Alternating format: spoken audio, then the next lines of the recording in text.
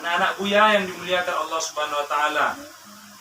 Kemarin kita sudah bahas tentang air musta'mal. Air terbagi kepada 4.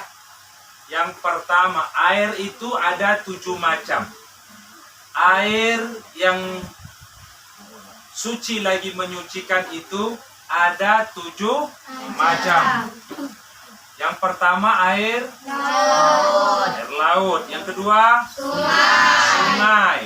Air sungai. Yang ketiga air hujan. Yang keempat air es atau air salju. Yang kelima air embun. Yang keenam air sumur. Yang ketujuh air mata air. Air mata termasuk tidak? Air mata buaya? Nah, air mata air. Bukan air mato tidak. Nah, 7 macam air ini dikelompokkan menjadi 4. Yang pertama air mutlak. Itulah air yang suci lagi menyucikan. Asal air. Asal mula air itu suci lagi menyucikan. Jadi 7 macam air ini yang pertama suci lagi menyucikan atau air mutlak. Air mutlak. Bukan air pala. Pala kok tidak nengok kok. Air mutlak. Yang kedua air musta'mal. Suci tapi tak dapat menyucikan. Air musta'mal ini terbagi kepada dua. Yang pertama air musta'mal karena sifatnya. Yang kedua air musta'mal pada dirinya.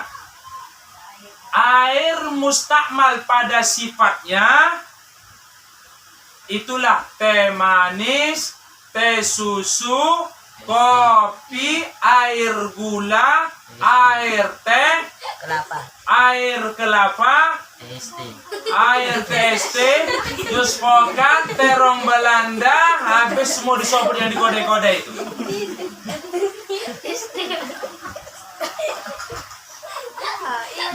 Air kopi, air yang sudah bercampur dengan warna, ada tinta dimasukkan dalam air segelas, maka jadi musta'mal. Ada air yang musta'mal karena dirinya. Apa itu? Air yang sudah digunakan untuk ibadah. Contoh, untuk letihan air yang jatuh itu adalah musta'mal. Tapi ingat rumus kita semalam. Air musta'mal pada dirinya ada 1 kula. Air musta'mal pada dirinya ada 1 kula. Digabungkan menjadi 2 kula. Jadi air apa? Mutlak. Karena musta'mal jadi tambah musta'mal 1 kula menjadi 2 kula air suci lagi menyucikan. Tapi syaratnya air yang musta'mal pada dirinya. Tapi kalau air yang musta'mal pada sifatnya, maka walaupun dia 1 kula digabungkan tetap dia musta'mal. Contoh, 1 kula teh manis tambah 1 kula teh manis digabungkan menjadi 2 kula teh manis. Tetap airnya musta'mal karena dia musta'mal pada sifatnya. Ada pertanyaan? Ada pertanyaan? Baik. Sekarang masuk air yang ketiga, namanya air musyammas. Air musyammas. Nanti Buya tanya ini satu-satu. Air musyammas ini air apa? Air terkena sinar matahari. Oke. Baik, sekali lagi apa yang dimaksud dengan air musyammas? Air yang terkena sinar matahari. Oke, baik, yang perempuan pula. Apa yang dimaksud dengan air musyammas? Air yang terkena sinar matahari. Air yang terkena sinar Matahari. dalam bejana Kaleng. Dalam bejana kaleng. Kaleng maksudnya macam mana, Bu ya? Kaleng yang bisa mengandung karat. Yang bisa jadi bekarat ke tempatnya itu. Yang terkena sinar matahari sehingga membuat air itu menjadi panas. dengan air itu menjadi panas, maka bisa menimbulkan penyakit. Tapi kalau air dalam bejana atom, karet, seperti tong biru itu, kalau terkena sinar matahari, termasuk air musyammas atau tidak? Tidak.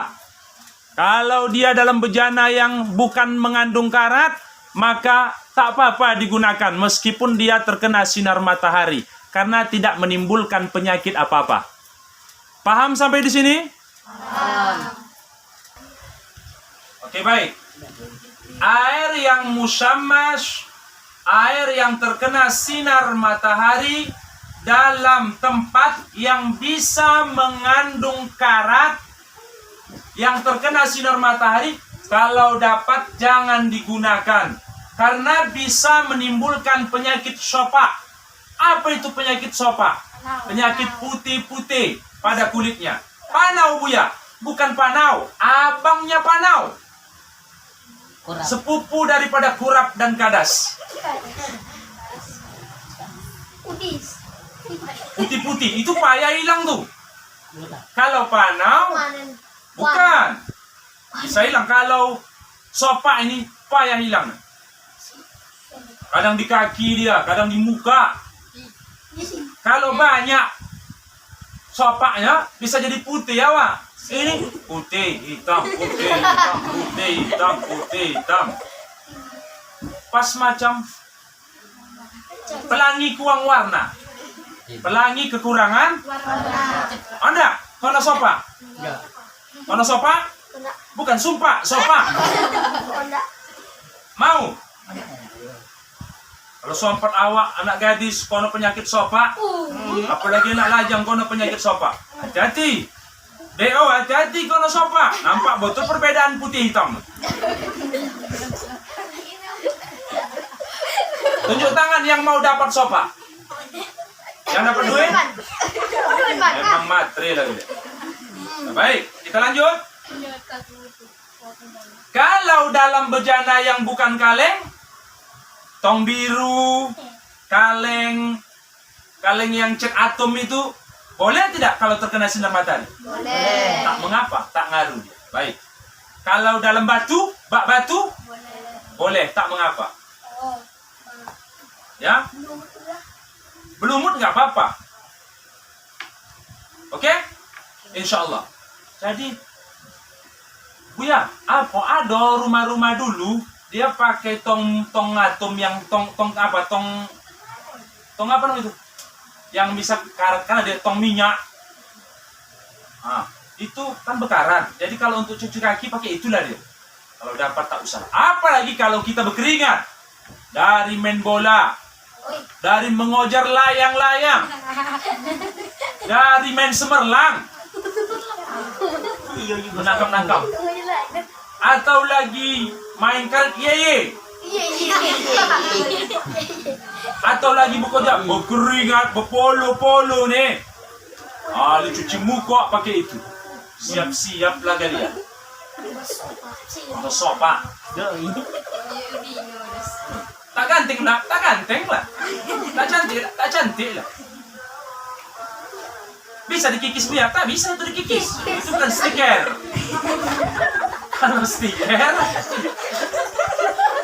Kalau stiker bisa lah. Kalau bukan stiker, selesailah hidupmu. Paham? Paham? Baik. Yang pertama air apa namanya? Mutlak. Apa maksud air mutlak? Yang Kedua, mustahmal. Apa itu? Ketiga, emas. Hukumnya makruh digunakan. Itulah air yang terkena sinar matahari dalam bejana yang mengandung karat. Bukan karet, karat. Makruh hukumnya, berarti namanya air yang makruh. Itulah air musyammas. Yang terakhir air mutanajis, air yang terkena najis. Air ada satu ember. Rupanya adik awak pas buang air koci, di round-round kan ya? Di round-round macam mula. Masuk dalam ember. Yasin pengalaman. Aku dulu pernah gitu Buya. Aku buat gambar panah.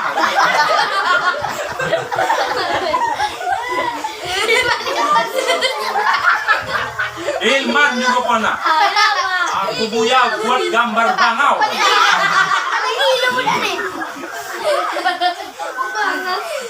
Buya pernah balik keto balik ceramah. Ulah. Kalau langgar lah ulah tu tadi ya. Upo ditengok bukan ular. Upo uang tu kunci. Jadi masuk ke ember-ember tu tak cukup 2 kula, maka air tu mutanajis. Paham? Tiba-tiba air itu ada 1 ember. 1 ember tu sekitar 10 gayung lah. Kita bilang atau 20 gayung. Masuklah tai kucing, tai burung.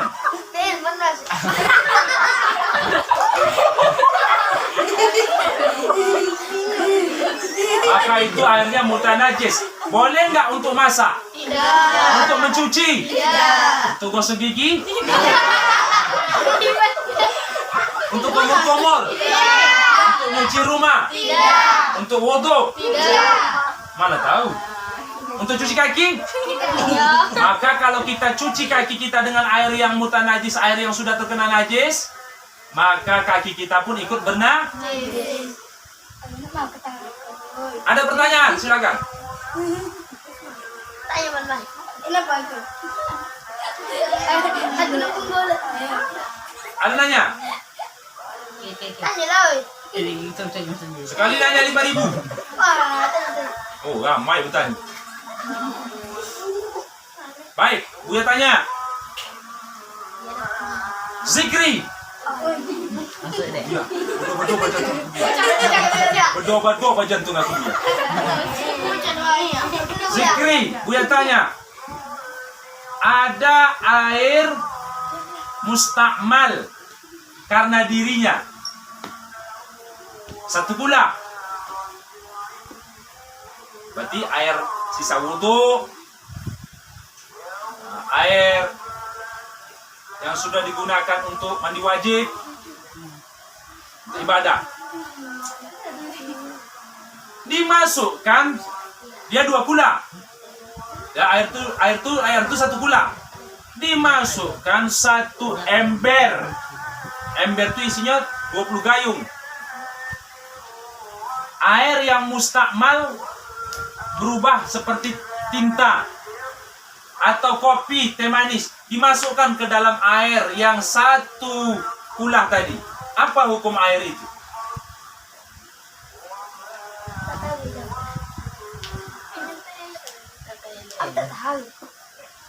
Mutia, apa hukum air itu? Mustakmal. DO. Air 1 kula mustakmal kena dirinya. Ditambah 1 kula yang mustakmal dengan dirinya. Jadi air itu apa?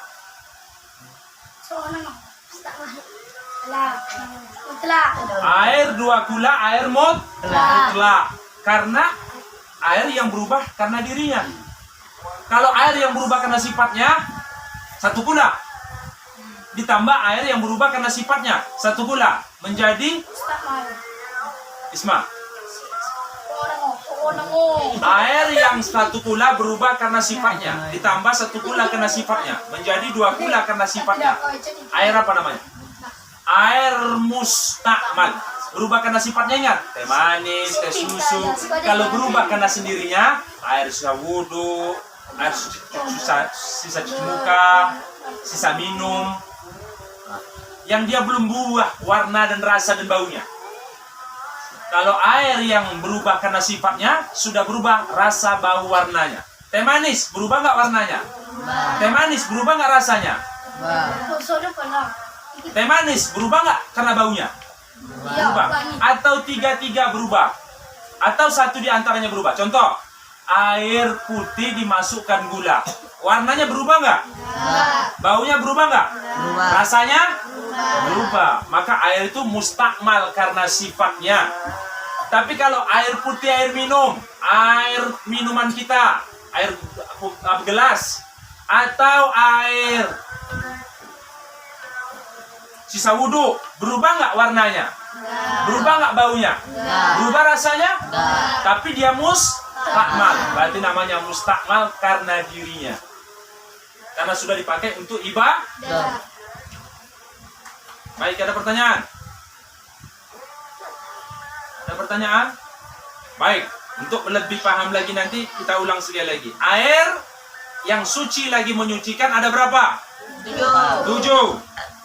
Yang pertama air laut. Kedua saya bilang hujan, air hujan. Air yang ketiga air sungai. Yang keempat air sumur. Yang kelima air embun. Yang keempat yang ketujuh air yang keenam air es. Yang ketujuh air mata air. Air yang 7 tadi digolongkan menjadi 4. Yang pertama air mutlak. Apa hukum air mutlak? Suci dan menyucikan. Yang kedua air mustakmal. Apa hukumnya? Suci tapi tak dapat menyucikan. Yang ketiga musammas. Air yang terkena sinar matahari dalam tempatnya yang mengandung karat. Apa hukum airnya? Makruh. Boleh nggak digunakan? Boleh, tapi kalau dapat jangan. Yang terakhir air mutanajis, yaitu air yang terkena najis. Apa hukum airnya?